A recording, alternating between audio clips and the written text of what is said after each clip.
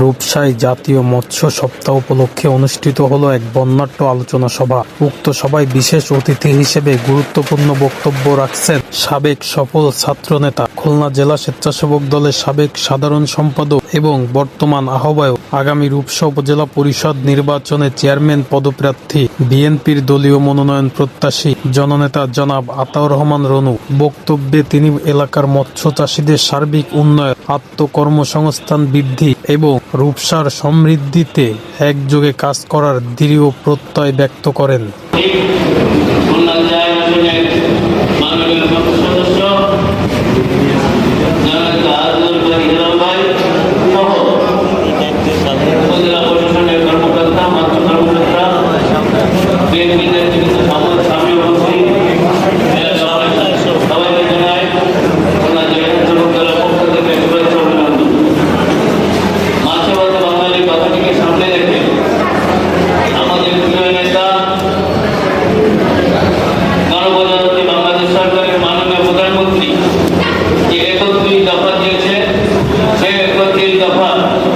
মৎস্য নিয়ে আমাদের কৃষি কর্মকর্তা বলেছে, আমাদের মৎস্য কর্মকর্তা ইতিমধ্যে বলেছেন যে কৃষক কার্ড আমাদের জন্য কেউ অতি গুরুত্বপূর্ণ চ্যালেঞ্জ।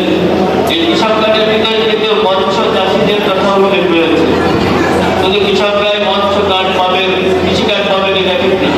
কৃষক মৎস্য চাষীরাও কৃষি কার্ড পাবেন, যারা পশুপালন করেন তারাও কিন্তু এই কৃষি কার্ডের অন্তর্ভুক্ত। ঠিক একইভাবে আপনারা দেখেছেন সারা বাংলাদেশে আমাদের দল সমস্ত খালকে উন্মুক্ত করে সাধারণ জনগণের জন্য মাছ চাষের সুব্যবস্থা করেছে। ইতিমধ্যে দেখেছেন তারই ধারাবাহিকতায় আমাদের প্রিয় নেতা আজলুর ভাই, হেলাল ভাই 13,000 8 কোটি টাকা